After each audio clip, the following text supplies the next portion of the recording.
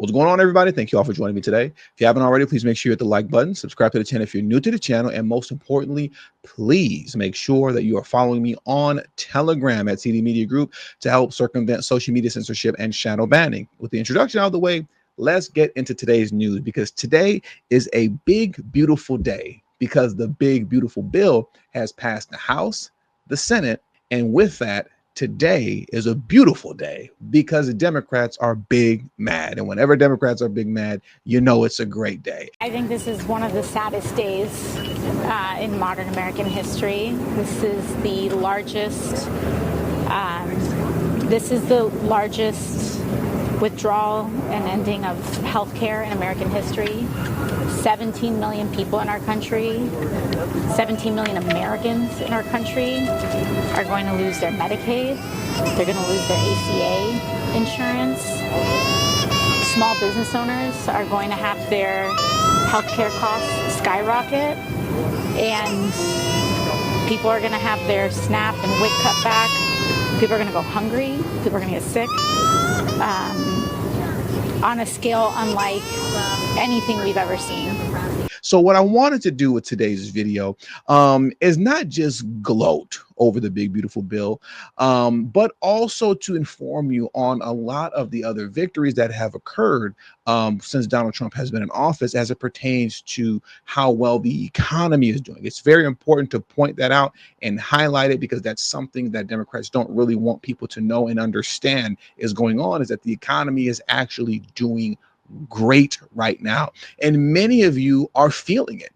Or if you're like me in Los Angeles, you might not be feeling it so much because we get taxed to death over here in LA. So it might seem like business as usual if you're here on the West Coast with me in California or Los Angeles, to be specific. But if you're outside of LA, I mean, hey, you might be actually experiencing the gains of Trump being in office. So now what I want to do, I want to start here, right? I want to start here with Timu Obama, better known by his government name as Hakeem Jeffries.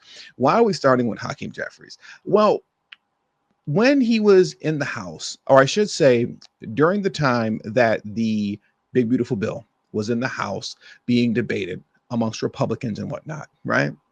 Trying to convince one another to, vote for the bill and, get on board to make sure that it passes so Trump can sign it. Hakeem Jeffries decided to filibuster for a little over an hour, just talking nonsense. And what's so interesting about him filibustering for over an hour is that it wasn't that long ago that he claimed that the filibuster was racist. I don't remember if he stated if it was rooted in slavery or Jim Crow or something like that, but this is what these guys do. They use racism as a political weapon, right? The very thing that he once stated was racist is now the very thing that he's using in order to push back and stop the big, beautiful bill, which he was unsuccessful in doing, right? And I just really want to highlight that hypocrisy and just stupidity of Hakeem Jeffries. I was really trying really hard not to say stupid in this video, but it is what it is. I mean, because it's just stupidity. It's just stupidity. Let me play this very quickly from Fox News, and then we're going to get into, Hakeem being Hakeem. What do you make of Hakeem Jeffries at the podium for more than an hour trying to discredit this bill right now? Well, Maria, I'm not going to take firefighting advice from an arsonist. The Democrats had the majorities. They blew out the budget. They had the tons of wasteful spending, and we inherited a mess. And under President Trump's leadership, along with Speaker Johnson and Leader Thune, we are going to get the economy humming again via the private sector. This is a Main Street Working America bill. It is going to address the affordability crisis. We are going to increase working people's wages. And, the Democratic Party at present doesn't stand for anything. They're just against everything. And let's see where the economy is this time next year.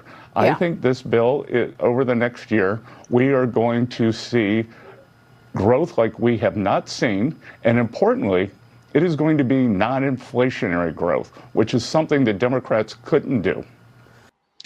Now, concerning what he was saying, with Democrats not standing for anything, we all know this to be true, right? The only thing that they stand for is to oppose Trump. But if they were serious about anything at all whatsoever, then they would actually be introducing bills to counter all the things that they say they can't stand about Trump. It's not about the fact that they don't control the House or the Senate so that it will be virtually impossible for them to pass any of their bills, but it's about showing and presenting to the American people, and especially to their base that's falling apart, that we do have solutions. But this is something that they never do, right? So once again, it's not about actually getting the bill passed, but you introduce it just to show, hey, I have a plan. All I need to do is have the majority as far as Democrats are concerned, and then we can implement it. If you agree with this plan, then vote for us in the midterms. They don't do that because that's too much like right. It's too much like common sense. So instead, what they do is that they engage in nonsense, hypocrisy, and just cry foul about everything that Trump is doing. Now, speaking of hypocrisy, let's get back to Timu Obama, because as you heard here, once again, he filibustered for well over an hour. And this is despite the fact that he himself claimed that filibustering was racist, but now he's engaging in it. So let's get into this extreme hypocrisy from Timu Obama next. Congressman, you tweeted yesterday that the filibuster is a racially tinged artifact of the Jim Crow era. We cannot let it stand in the way of progress. High priority issues for the American people that are being held up in the Senate right now because of the presence of the filibuster. And so a minority of senators are allowed to block progress for the majority of the American people. And that's something that has to change. Filibuster was first deployed by Senator Calhoun in the run-up to the Civil War to try to protect. This man took it back to the Civil War.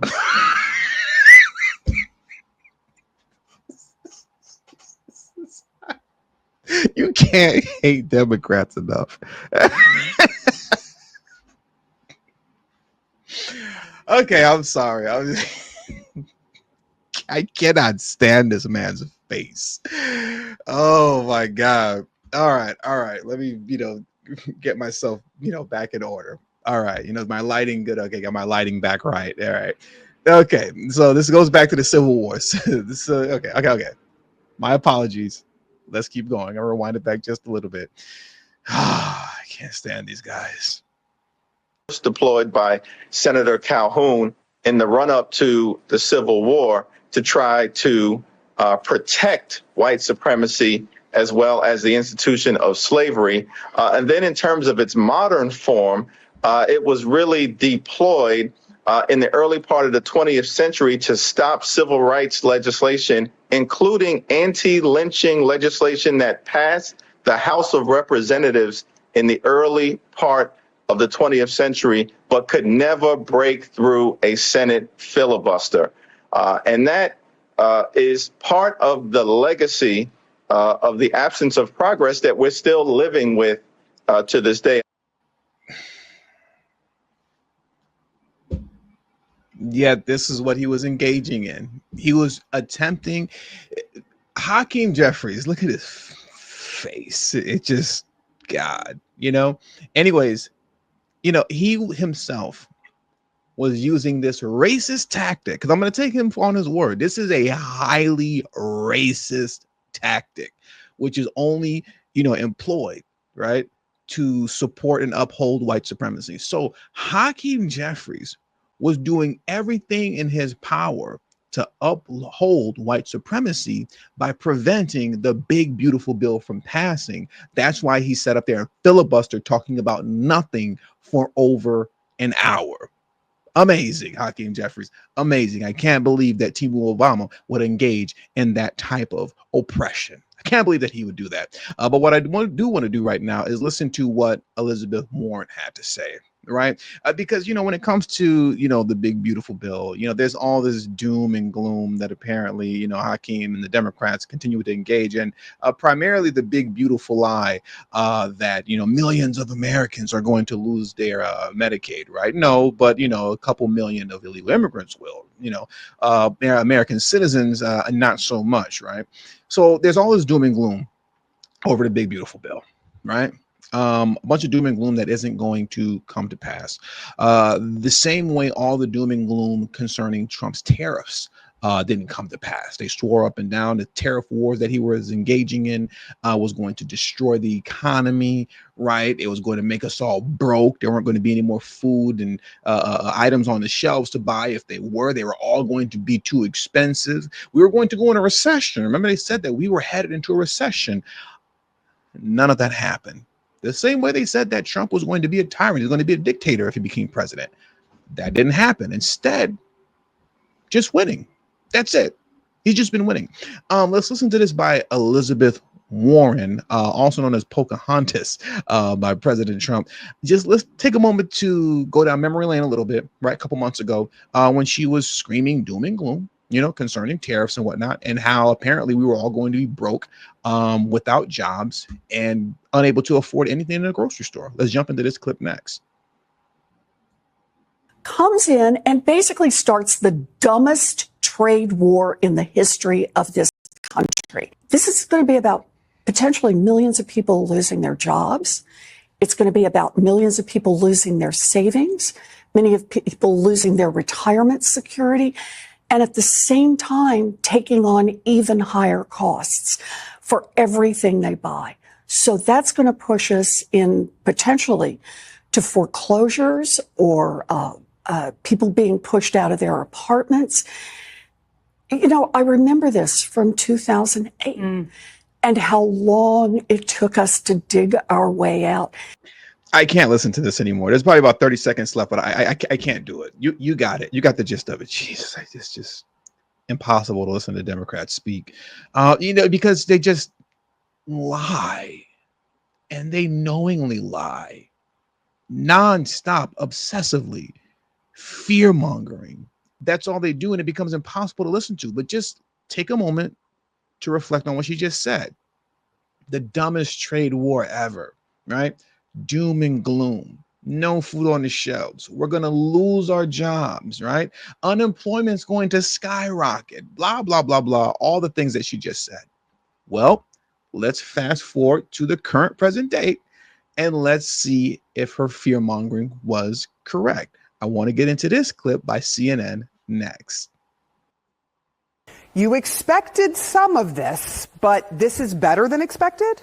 Yeah, Sarah, it is. Look, this jobs market is like the Energizer Bunny. Every single time we expect it to run out of steam, it just keeps going and going. So these new numbers show that the U.S. economy added 147,000 jobs in June. That was well ahead of the expectation of about 118,000, well ahead of some whispers that we heard on Wall Street of a sub 100,000 number. So this is indeed beating expectations. We were also expecting a slowdown. We did not get that. This is basically in line with May, which was revised higher. It's also good news. The unemployment rate was expected to go up. It didn't. It went down to 4.1%. That is a very healthy number. This is still relatively historically low. And again, it's below the 4.3% that we had expected.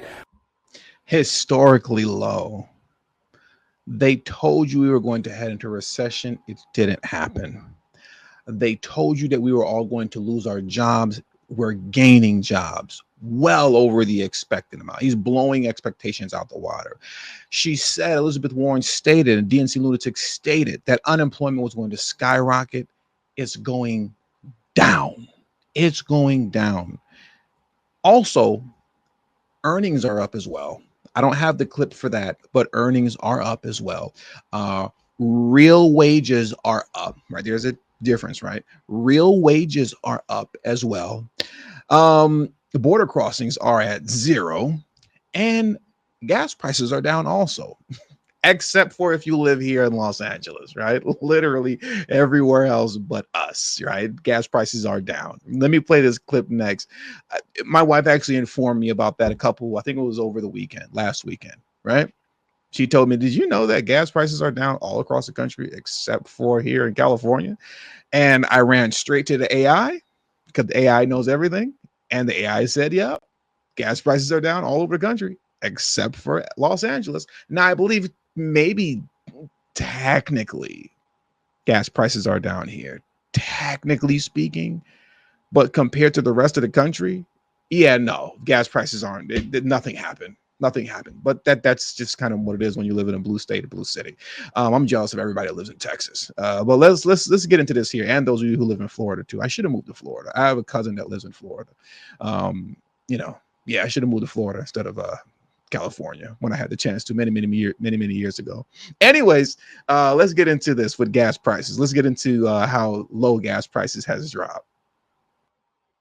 It's pretty good news for millions of drivers expecting to hit the road for the 4th of July weekend. It looks like gas prices are about to get cheaper. Gas prices are currently the lowest that they've been since 2021. They're the lowest since 2021. Hitting a 4-year low. This doesn't just apply locally. Trends are being seen nationwide, including in Michigan, where it's about 42 cents cheaper to fill up than it was this time last year. Pennsylvania, Illinois, Nevada, a number of other states seeing significant drops. Gas prices are much lower than we have seen in recent years. $2.68 per gallon, or more than a dozen stations in Duval and St. Johns County. The national average could fall below $3 as early as September. This translates to Americans spending about $500 million less on gasoline this holiday weekend versus last.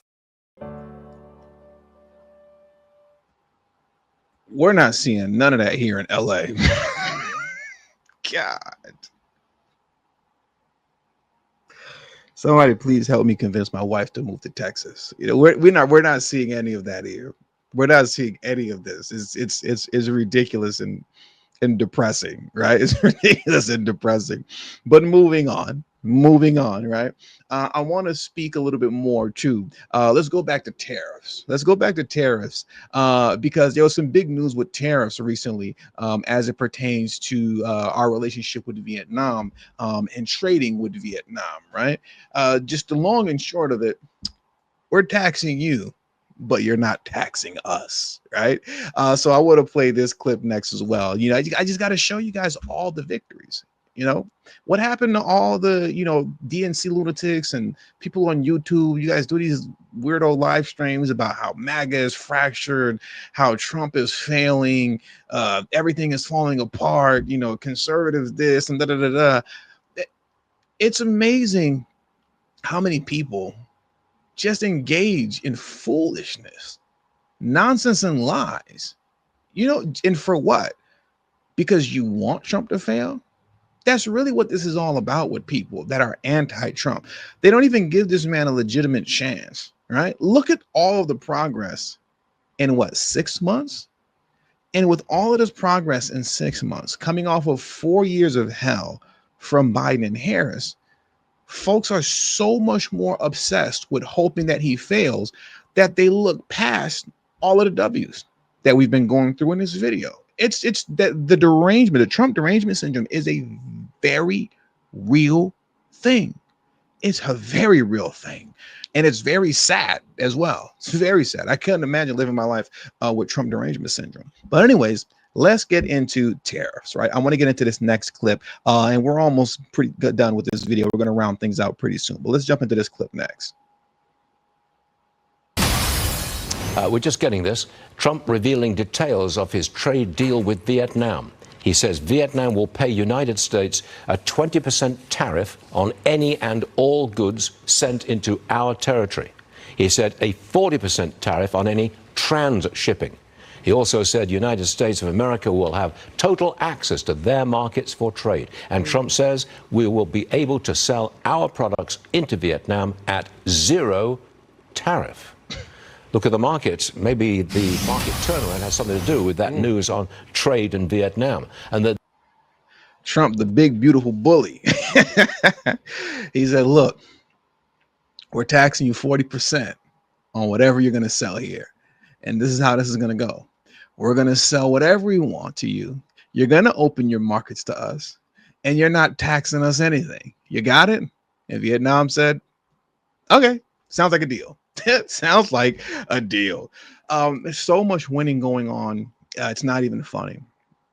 And going back to what I was stating earlier about the Trump derangement syndrome, those that are just so unhappy and are so hateful and spiteful to Trump so much that in the face of all of this winning, They just can't see it and have to find some reason to say that there is no victory and that things haven't gotten better. Look at this clip here from CNN. You're going to see a DNC lunatic. She's not going to speak too long. The clip's going to cut relatively short because we don't really need to hear what she has to say.